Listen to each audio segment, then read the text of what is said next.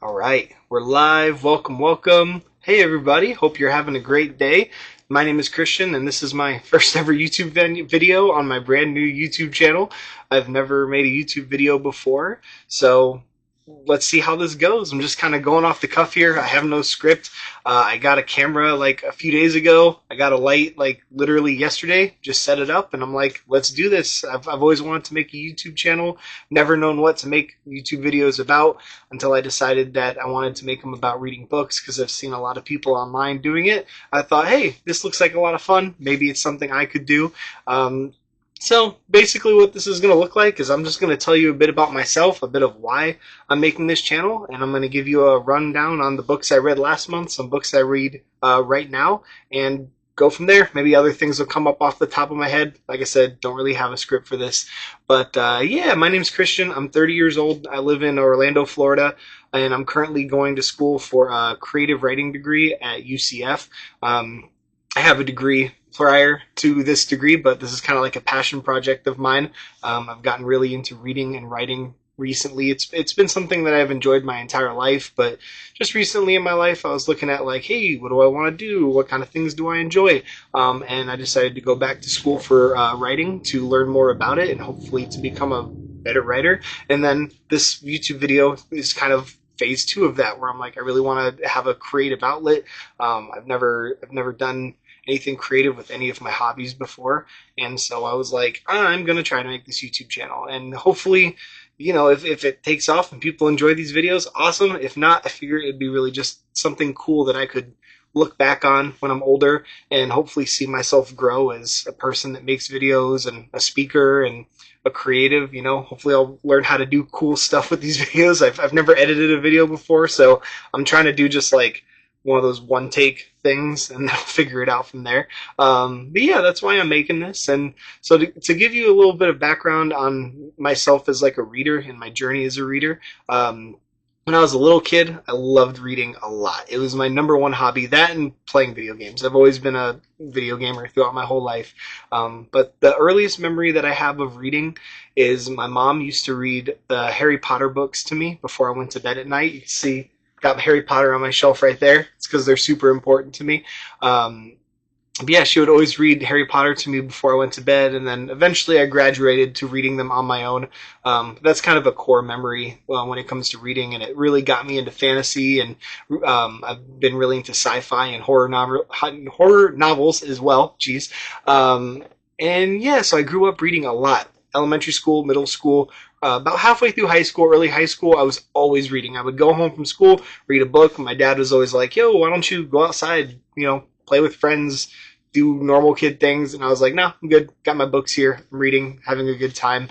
So yeah, I used to crank out books when I was little, read a ton all the time, at least every day. When I went on vacation or we went somewhere, I always used to bring a book with me. So it's like, hey, if I can jam out a couple pages on a car ride or while I'm waiting in line for something, awesome, let's do it.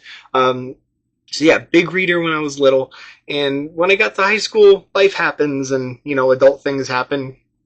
Got more friends, wanted to go out, do other things, social pressures and stuff like that. Not in a bad way, but just, wanting to go to friends' houses, hang out, party, meet new people, stuff like that. And, eventually got a full-time job, started going to college for my first degree. And with all of that combined, reading took a downturn in my life. I've always read a little bit consistently. I never stopped reading entirely, but it went from reading all the time to maybe reading like once a week to like maybe once a month, and so on and so forth. And it kind of continued that way through my early to mid 20s, and then I moved to Orlando from my hometown. And things kind of first changed when I met my now fiance like 4 years ago in 2021. She's a big reader, and I would see her reading a lot, and then I'd be like, oh yeah, that's right. Reading, that's a thing that people do for fun. I used to do that a lot, and so I saw her reading, and that kind of put it back in my mind. I started reading a little bit more, but like I said, not very often. Like, I'm talking like I would read maybe like 5 or 6 books a year. And a lot of times it was because Alex is my fiance, she would get me like a book for like Christmas or like my birthday and be like, you should really read this. I remember one of them was The Stand by Stephen King.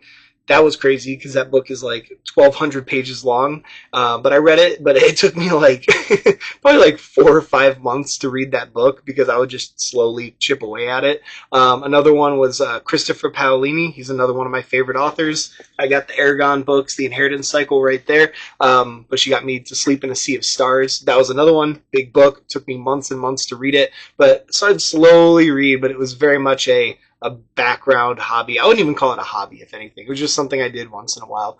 But then last year, 2024, things changed a lot, and it's because a movie came out that really sparked my reading love, and that movie was Dune Part 2.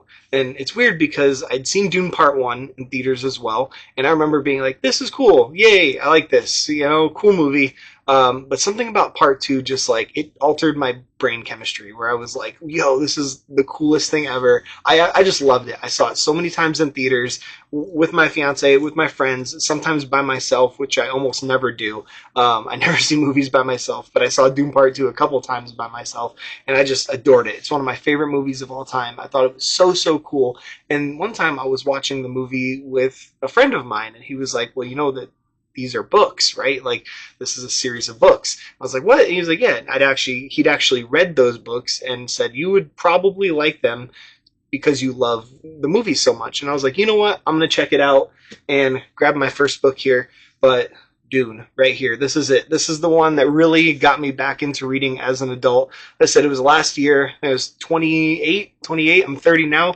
I read this book and I loved it. And it was crazy to read Dune, to get back into reading, to have Dune be the one, because this book is not easy to read. I would say it's complicated for sure. There's a lot of crazy language in here. It doesn't hold your hand. It just kind of drops you right into the world. But I absolutely adored it. And I actually read this book twice last year, not back to back. But I read Dune twice because I loved it so much, and it got me back into reading. I love the world. I love the characters. The way that Frank Herbert writes, so philosophical, and I don't want to say heavy-handed, but like, it's like heavy-handed, but in like a good way. And it just sparked something inside of me. And I read Dune, Messiah, and I read Children of Dune pretty much back to back to back. I couldn't stop reading them. Alex was like, what's going on? You never read. And now all of a sudden you got these 3 books back to back to back. Can't peel you away from them. Can't get you to do anything else. And that was it. I was back into reading full time there. And I wanted to read nonstop. And last year in 2024, based off of my Goodreads, I read 36 books, which is not a lot, but for a lot of people that read full time. But from going to like 5 or 6 books a year, maybe, to 36 books in a year, it was a big step up for me. And Dune really did that. And Alex introduced me to Goodreads, which helped a lot too, because I thought that was the coolest thing. I'd never heard of it. I was like, what? There's a way to like track the books and rank them and write little reviews and stuff like that and follow other people that are into books. And I just thought that was the coolest thing. So Goodreads really helped me get invested in reading as well, because there's a way for me to track it and look at that, like the year-end stats. I just loved it. I loved it so much. I loved it. So yeah, let me think about what I want to do next year with this. That was kind of like all I planned so far. I guess I'll tell you, I made a couple like large reading goals for myself, like very overly ambitious ones that'll take me years and years. One of those is to read all of the Dune novels, including, and I know they're not as popular, but the Brian Herbert and Kevin J. Anderson ones, those are on the list as well. I actually, this year, 2025, finished the Legends of Dune trilogy, the Butlerian Jihad, Machine Crusade, and the Battle of Corrin. So that is one of them. Read all of those Dune books, including the Frank Herbert ones, which I recently finished God Emperor of Dune. That was crazy, but I'll get into that another time. So that's one of them. Another one is to read all of the new canon Star Wars novels, because I love Star Wars. I found out that there's all these books, hundreds of books, the Legends books, and then there's the new canon. And I was like, I want to read the new canon books because I feel like it's more easy to start there. So I'm going to read them in chronological order. So I've been reading the High Republic. I started with Phase 2 of the High Republic, which some of my friends are like, you shouldn't have done that, but oh well, it's too late at this point. But I'm reading them in chronological order as the events happen, and I am almost done with Phase 1 of the High Republic. So that's my other big reading goal. Another one is to read all of the Stephen King novels, which once again is crazy. That's a lot of books, and he's still adding to the collection. But that's been another big goal of mine. And then another one is to read all of Agatha Christie's novels, because she's another author that I've fallen in love with over the past year. So those are kind of like my four main goals, but then I also try to read a couple books in between there as well, because I want to, have a broad scope, find some new authors, which I definitely have. There's been a lot going on the past couple of years with reading, and I kind of keep adding to these little goals. But those are like my four like big reading goal projects over, as I said, many years. It's going to take me a really long time to do it. Right now, I'm averaging like 4 to 5 books a month that I read. But yeah, so those are some things about me, some things about my reading journey that maybe kind of gives you a little hint as to what I like to read. Star Wars, Dune, Stephen King, and Agatha Christie, kind of a little subsection of that. But now I figured I'd go into just some of the books that I read in April, or not some of them, all of the books I read in April, what I'm currently reading now, and then what I'm gonna try to finish in May, my TBR. Hopefully, it's a little big, it's a little ambitious for me, but I'm really into it right now. So I'm trying to just keep the train going, pumping out these books. So last month, what I read, the first book that I read last month, and I don't really have an organizational structure to this. I'm kind of like tucked in a little corner of my bedroom right now. I have my books on my bed that I'm reading. But the first book that I read last month was this one called Between Two Fires. This book's amazing. I love this. I saw recommendations for this on TikTok. They recommended it as like a Dark Souls type, and as I mentioned before, I'm a huge gamer. Dark Souls as a book, and I would say that's like pretty accurate, like religious stuff thrown in there, a lot of gore and horror and just stuff that makes you really, really uncomfortable. And I absolutely adored this book. And actually, you can see the bookmark in there. I told my fiance to start reading this book too, because I was like, you got to read this. I think you'll like this a lot. So this was the first book I read last month. This is also the favorite book that I read last month as well. I love this book so much. After Between Two Fires, I read Everything's Eventual by Stephen King, one of his short story collections. This one, great. I loved it too. I've never read anything Stephen King that I didn't love. Granted, I haven't read a ton of his stuff. I think I've read like 8 or 9 Stephen King novels, but I've loved everything so far.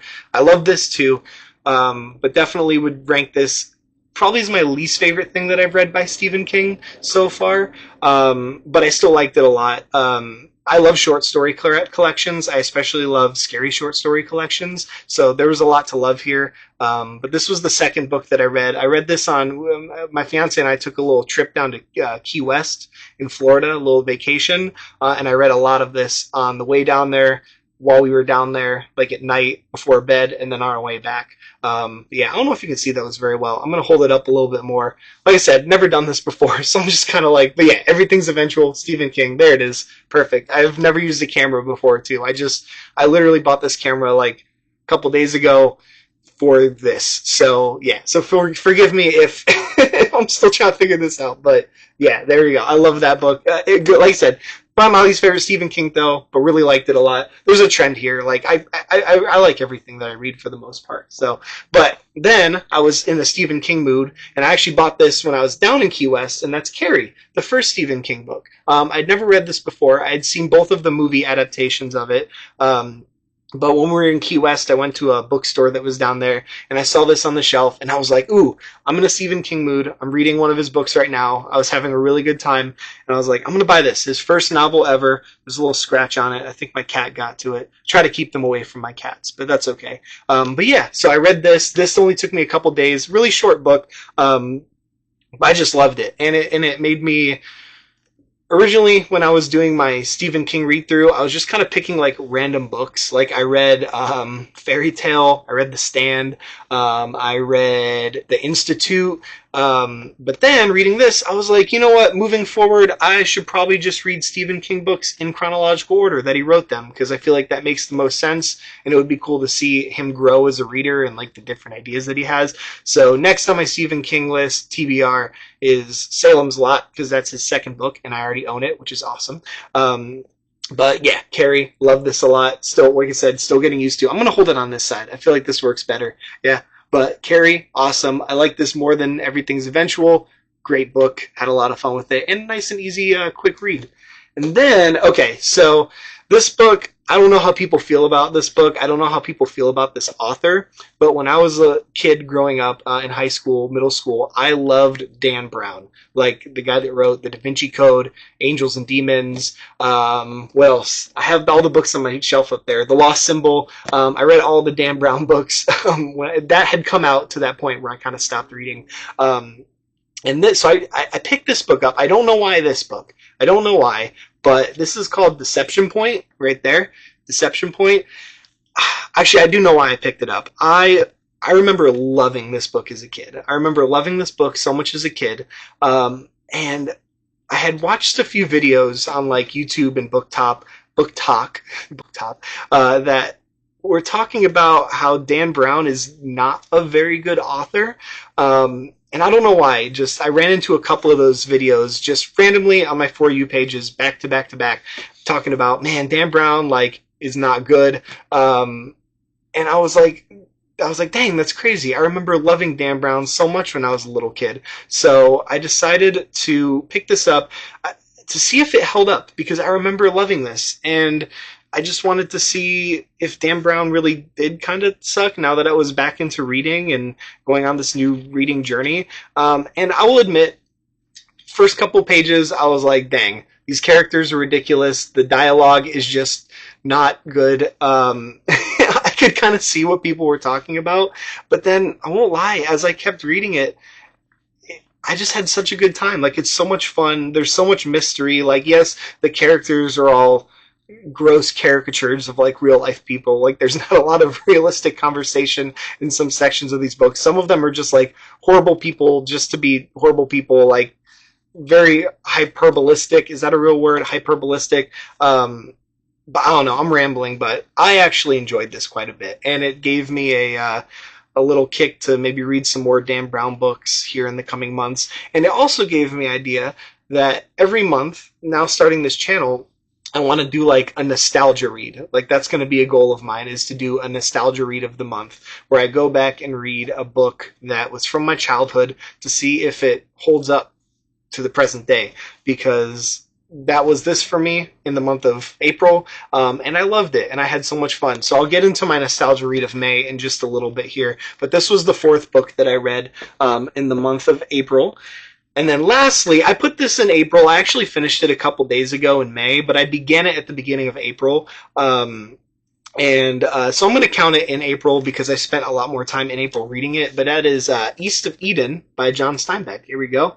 There we go. You can see it. I can see it. All right, awesome. Yeah, East of Eden by John Steinbeck. I read this book because I heard it was like his magnum opus, and I recently read Of Mice and Men and really liked it. I had read Of Mice and Men back in like middle school, and I remember enjoying it. And then I still had a copy of it in my collection, and I was like, I'm going to read Of Mice and Men just to see. And I liked it a lot, and I was like, whoa, I should read more Steinbeck. So I kind of went from that skinny little book to his biggest book of all time, I'm pretty sure.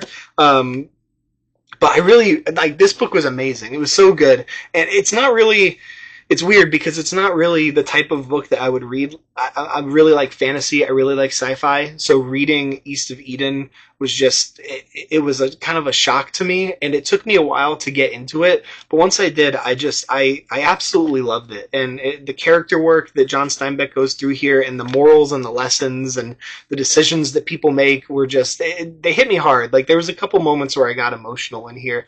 And I loved the scenes with Kate, even though Kate, or I can't remember her other name now, but she becomes Kate when she, no spoilers, later on in the book her name becomes Kate. But I loved her character, even though she was just pure evil. All of the scenes that she was in just hooked me completely. And by the end of it, I loved it. Like, this one, I go through a dilemma because I said that Between Two Fires was my favorite of the month. Still is, still is. I love this book, but objectively, East of Eden is the better book. If you look at it from like a technical standpoint, I guess this one's just more my genre, so that's why I picked it as my favorite. But East of Eden is easily a very close second, and probably a favorite of the month if I look at it from just like a technical standpoint of like how are these things written kind of thing. It's the English major that I'm going for playing in the back of my head. But yeah, so those were the books that I read in April, yeah, last month. From least favorite to favorite, Everything's Eventual, and then second was Dan's Brown, Deception Point, and then third was Carrie, and then fourth was East of Eden. There, I'm gonna get good at this at one point, and then favorite of the month was Between Two Fires. So that would be kind of like my ranking of those. And then I'm gonna tell you about May, my plans for May. May's well underway. It's May 8th right now at the time that I'm recording this video. I finished East of Eden a few days ago, and then I started reading 2 books. So I kind of, let me stop, I'm rambling. I have a rule for myself. I have a 2-book rule, okay? So I can only read at most 2 books at a time. I try to just do 1 book at a time because I lose focus of what I've read, the characters and stuff like that. But sometimes I like to do 2 books at a time, like especially if I need kind of like a break from 1 book, like if it's a big book, I like to have a little break in there. So my rule is that I'll never read more than 2 books at a time. And like I said, I always try to have it be like 1 big book that I'm maybe reading over the course of the entire month. And then maybe some smaller books that I throw in there. I'll read like a smaller book, give me kind of like a palate cleanser, and then hit another smaller book while I'm continuing to chip away at that big book. This month is a little different. I'm kind of breaking my rule for this month, but I am only reading 2 books at a time. So first book I'm reading, this is actually my nostalgia book of the month. This is Del Toro Quest. And this is actually like 8 books technically, I guess, but it's Del Toro Quest 1 through 8, the original 8. I read these as a kid. I remember when I was a little kid, I don't remember, it was like an event or something like that, and they told me to write down what my favorite book series of all time was, and I put Del Toro Quest. I love these books so much as a little kid. This was like my first big introduction into fantasy that I read on my own. And I never thought of them again. I had never thought of them until I started to think about what these nostalgia picks per month could look like, and I started to jot down different series that I remember from my childhood, and I said, oh shoot, Del Toro Quest, I love these, and I could not find them like in my collection of books that I own, and I went to my dad's house. I didn't have them there anymore that I could find, so I was afraid that I gave them away. I don't remember, so long ago. But so I bought this. This is the collection of all 8 of them. I love the cover, by the way. Like, it's super pretty. It's got the gems on the side. But these, you can see my bookmark there. I just finished book 3 of 8, The City of Rats, and I'm in love with it. I'm in love with it. I love these books so much. It's, they're for kids. I think they said ages 8 to 14 or something like that. But as an adult, there's just a lot to love here. It's a great intro to fantasy if you have like a kid or like a little brother or little sister that's trying to read like cool fantasy books. Del Toro Quest is awesome. So I'll kind of give more updates as I read it. I'm like I said, I'm a little less than halfway through it right now, but this is one book that I'm reading, started a couple days ago. And then the other book I'm reading right now, my small book right here, is The Murder of Roger Ackroyd by Agatha Christie. I mentioned earlier, reading all the Agatha Christie novels is one of my missions.